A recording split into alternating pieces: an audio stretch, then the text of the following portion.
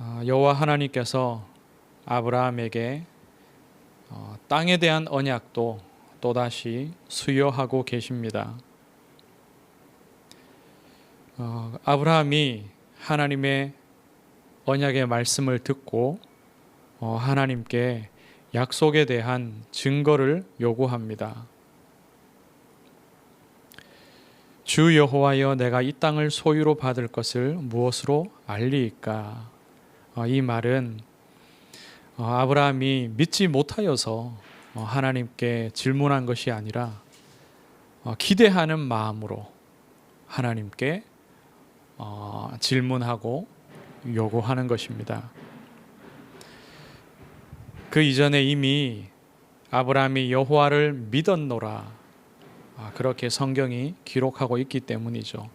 하나님이 의로 여기신 그 아브라함이 하나님의 후대에 대한 언약과 또 땅에 대한 언약을 믿으면서 하나님께 어떻게 하실지 그 증거를 요구한 것입니다. 그러자 하나님께서 세상 사람들이 하는 의식을 준비케 하십니다.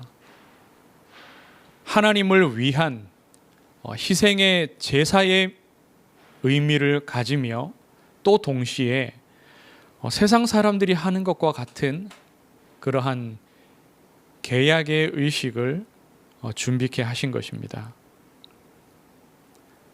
아브라함이 그 짐승들을 준비하고요, 그 짐승들을 둘로 쪼개었습니다.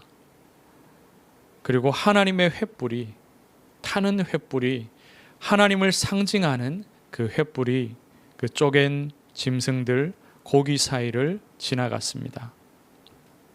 이것은 세상 사람들이 계약을 맺을 때 하던 의식이었는데, 내가 계약대로 지키지 않으면 이 짐승처럼 두 조각으로 찢겨 죽는 것을 감수하겠다, 그런 의미를 담고 있습니다. 그러니까 내가 생명을 걸고서 계약을 지키겠다라는 뜻이죠. 하나님이 우리에게 주시는 메시지입니다. 너는 반드시 알라. 우리가 알아야 할 것이 세 가지 있습니다. 첫째로 이 본문에 보면은 쪼갠 짐승 위에 솔개가 내렸습니다. 독수리나 그런 것들을 다 총칭하는 맹금류와 같은 그런 새들입니다. 성경에서는 이것들을 부정하게 봅니다. 죽은 짐승들을 먹는 그런 것이기 때문에 부정한 짐승으로 봅니다.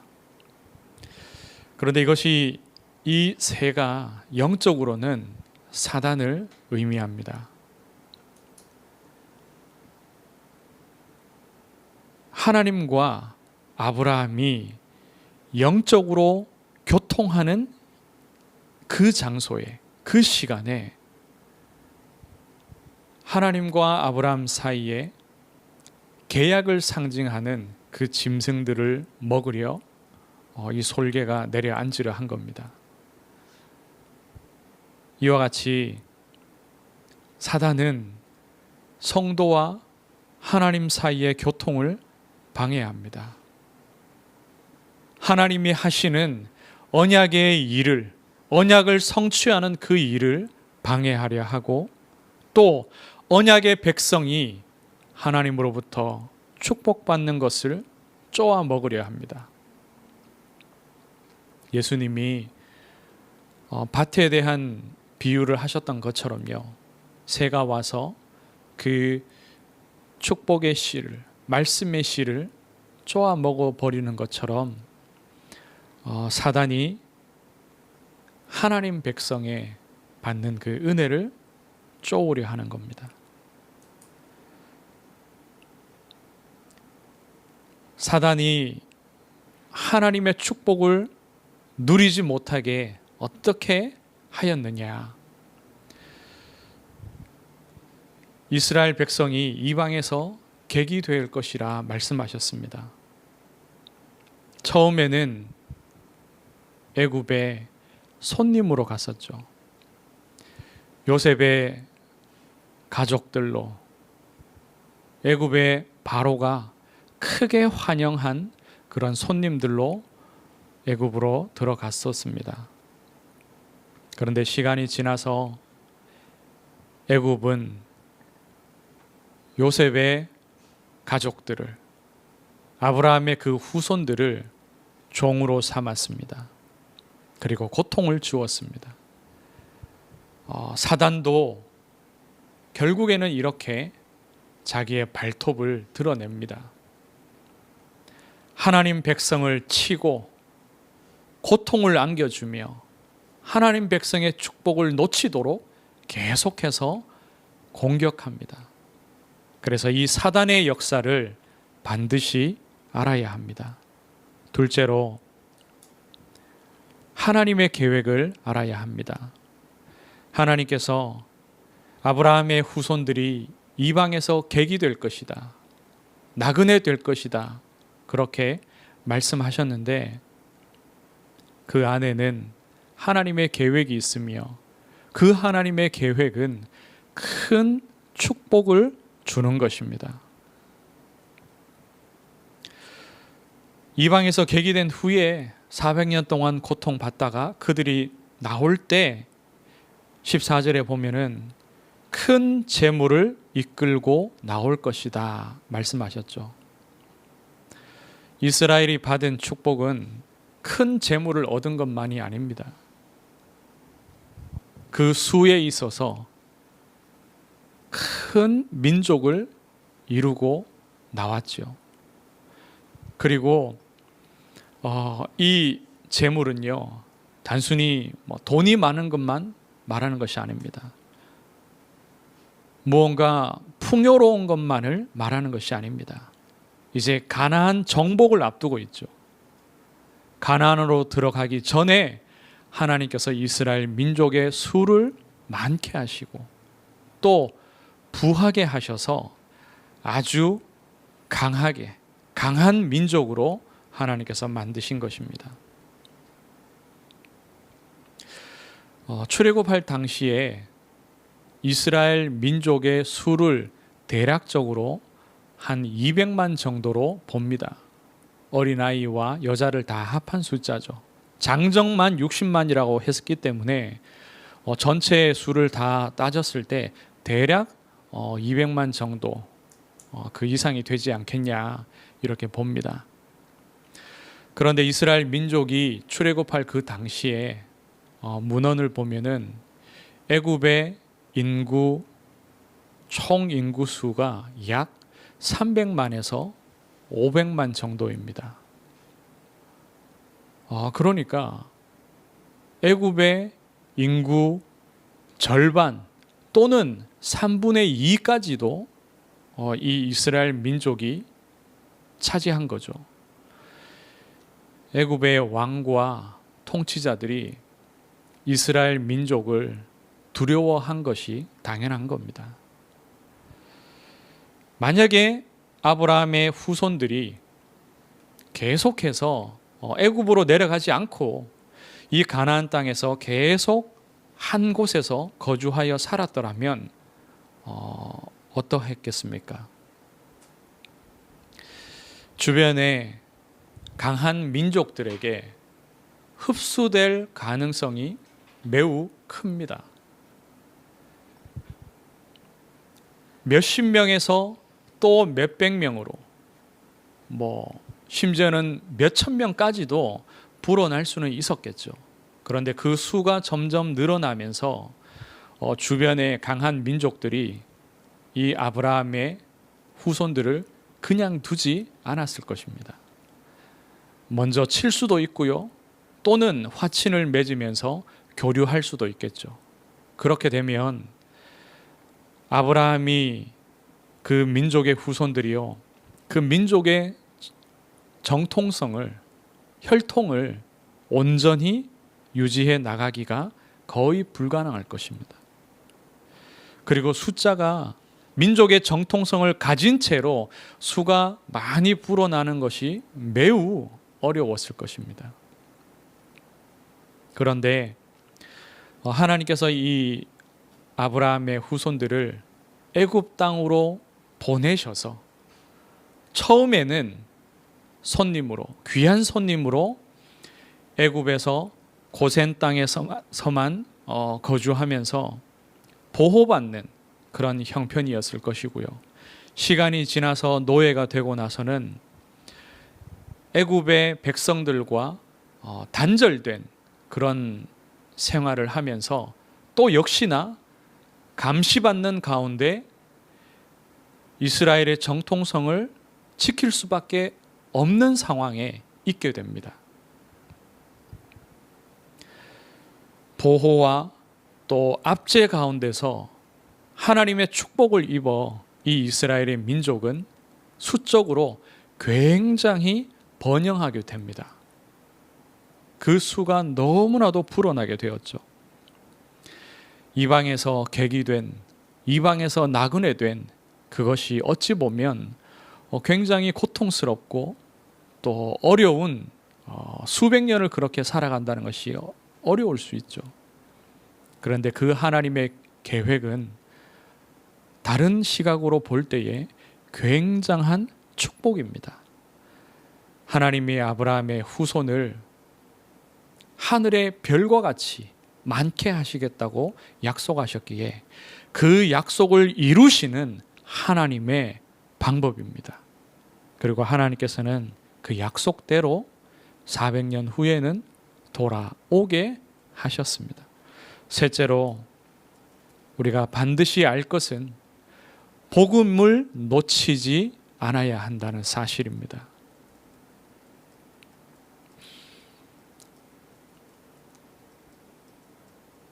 종이 되어서 애굽 사람들을 섬길 수도 있습니다.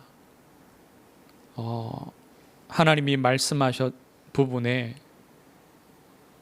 이방에서 객이 되어 그들을 섬기겠다.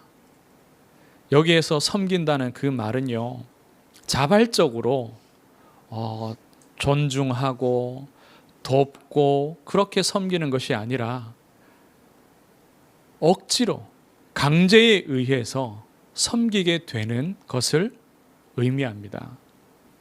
그러니까 종이 되는 거죠.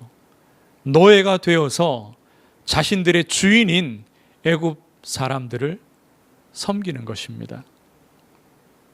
그런데 그렇게 될 수도 있겠죠. 왜냐하면 노예로 격리되는 방법을 통해서도 하나님께서는 번영의 축복을 주실 것이기 때문에. 그런데 문제는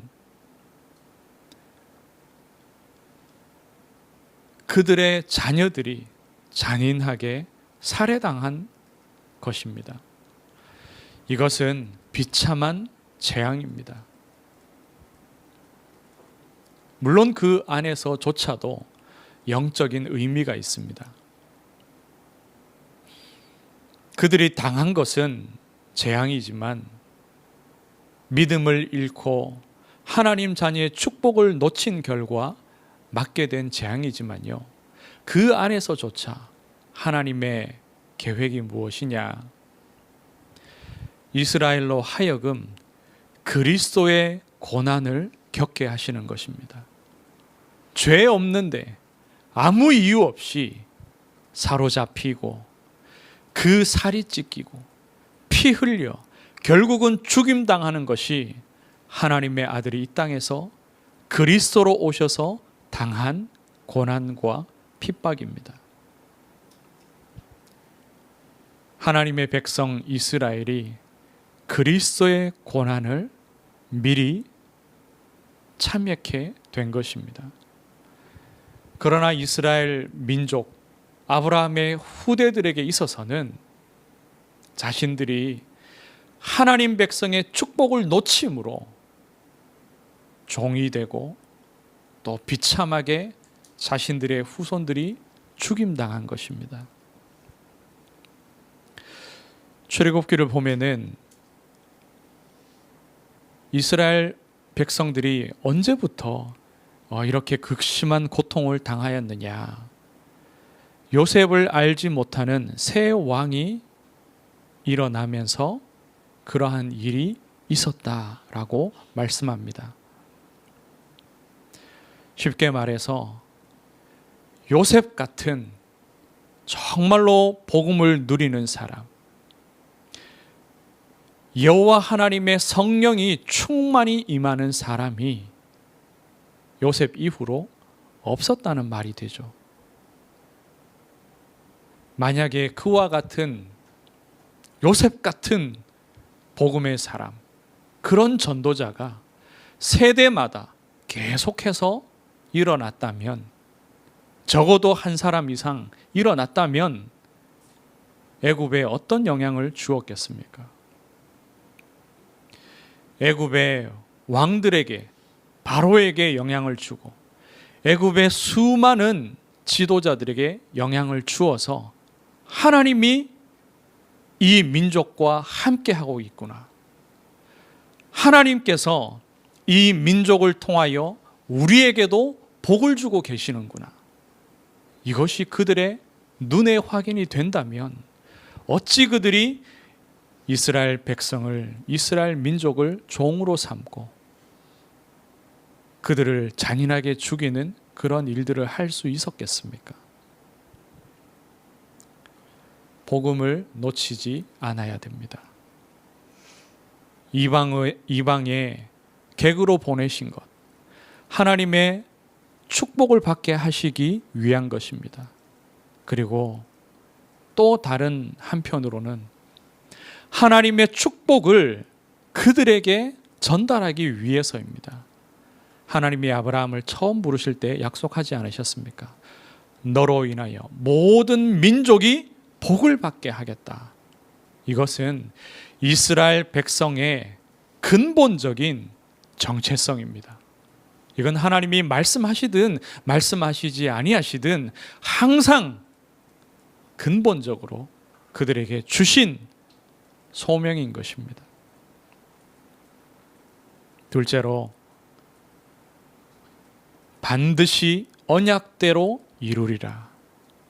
하나님께서는 언약하신 대로 반드시 이루셨습니다. 하나님은 실현하지 아니하시는 분이십니다. 우리 사람과 같이 아니하죠. 그런데 사람들이 하는 계약의 의식을 하나님께서 행하셨습니다. 왜 그렇게 하셨냐? 사람들의 그 의식은요, 언약을 지키지 않을 것을 염려해서 만들어낸 의식입니다. 하나님은 전혀 필요하지 않은 의식이죠.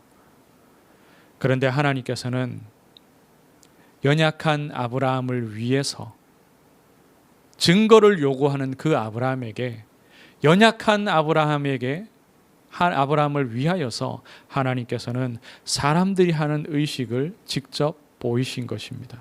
우리를 위하여서 그렇게 하신 것이죠. 그리고 하나님께서는 아브라함에게 하나님의 말씀대로, 언약대로 후대들에게 일어날 그 일을 아브라함으로 하여금 체험하게 하셨습니다. 믿음을 주시고 또 확증을 얻도록 체험케 하셨는데 어떻게 하셨냐? 12절을 보십시오.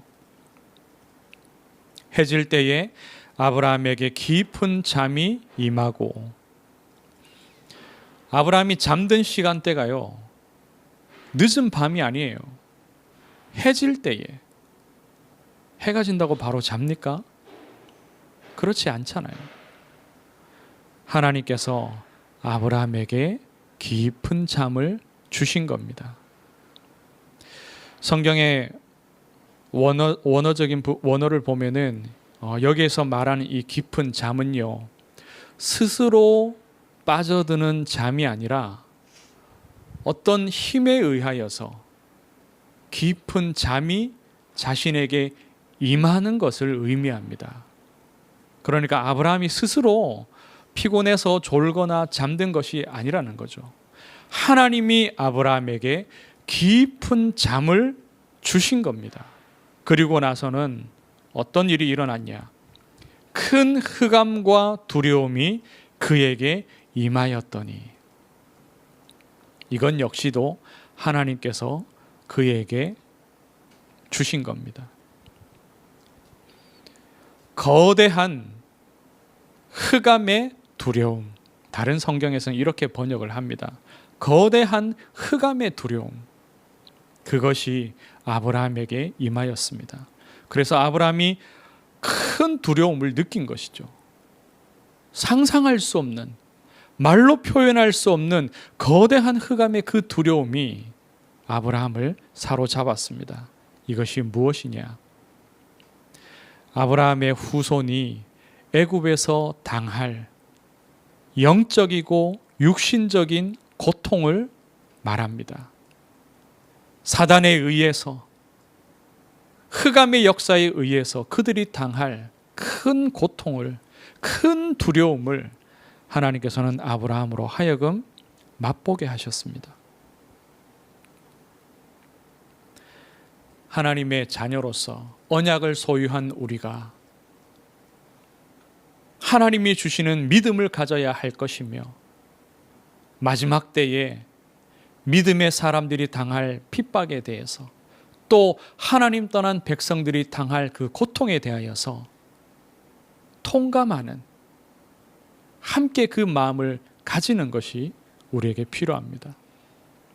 남의 일로 치부하고 내가 받을 핍박과 고난이 아닌 것으로 생각하고, 하나님 떠난 저 불신자들이 겪는 그 고통이 나와는 상관없는 것으로 생각한다면 우리는 언약의 백성의 소임을 다할 수가 없습니다. 하나님께서 우리에게 이러한 은혜 주시기를 주의 이름으로 축원합니다. 예수님을 믿으면 이 땅에서 참 여러모로 어렵습니다. 살아가기가, 믿음을 지키고 살아가기가, 하나님 자녀다운 삶으로 살아가기가 쉽지 않습니다. 그런데 앞으로 더욱더 큰 어려움이, 고난이, 핍박이 올 것이라고 성경이 말씀합니다. 그리고 지금도 이 전도운동하는 우리 단체가 여러모로 고통과 또 수치를 당하고 있습니다. 그러나 하나님은 하나님께서 스스로 약속하신 그 세계복음화의 언약을 반드시 이룰 것입니다. 하나님께서 타는 횃불을 보내어 그 쪼갠 고기 사이로 지나가도록 하셨습니다. 하나님의 언약 지키실 것에 대한 확증이죠. 애굽 사람들처럼, 아니 이스라엘 백성들처럼 애굽에서 종이 될 수도 있고, 또 초대교회에 그리고 수차례 포로가 되고 노예가 되었던 이스라엘 백성처럼 흩어질 수도 있습니다. 고통을 당하고 수치를 당할 수도 있습니다. 그래도 좋습니다. 복음과 전도만 놓치지 않는다면, 하나님이 함께 하시고 하나님이 주신 축복을 누리며 언약대로 응답받을 수 있다면 그런 모든 상황들은 다 괜찮습니다. 하나님께서 언약대로 이루실 것이기 때문에. 하나님께서는 이스라엘 백성들을 영원히 종으로 두지 아니하셨습니다. 영원히 그들을 비참한 가운데 두지 않으셨습니다. 그들의 믿음을 회복시키시고 애굽에서 건져내셨습니다. 그리고 하나님께서 이스라엘을 가나안을 정복한 모든 영적인 준비와 육신적인 준비를 다 시키셨습니다. 40년 동안 광야에서. 그리고는 죄악으로 가득 찬 그 가나안 족속들을 하나님께서 직접 심판하셨습니다. 그런 후에 이스라엘 백성들로 하여금 가나안 땅을 차지하게 만드셨습니다. 이것이 하나님께서 결국에는 이루신 그 언약의 역사입니다. 말씀을 맺습니다. 참으로 우리가 이 말씀을 붙잡고 기도해야 되겠습니다.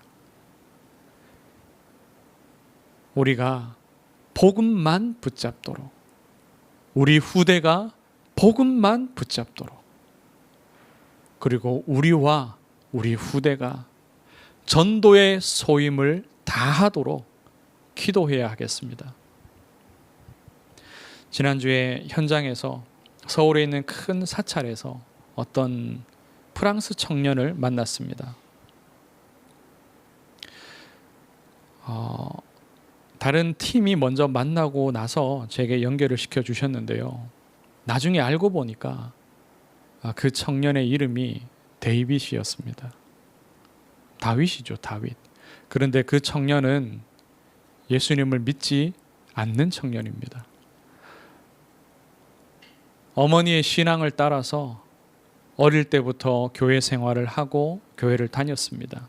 그런데 16살이 되어서부터는 교회를 나가지 않았다라고 해요. 지금은 전혀 교회도 가지 않고 예수님을 믿지 않습니다. 짤막하게나마 예수가 그리스도이시며 하나님의 아들이신 사실을 전했습니다. 그래서 자기가 다 안다 하더라고요. 하나님이 은혜 주시지 않으면 우리의 후대가 이렇게 됩니다.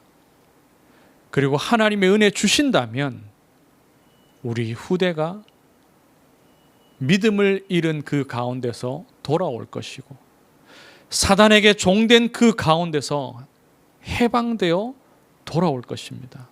그뿐만 아니라 참으로 전도자가 되어 가나안 땅을 정복하고 사단의 흑암의 모든 세력을 꺾고 이기는 승리의 응답을 누리게 될 것입니다.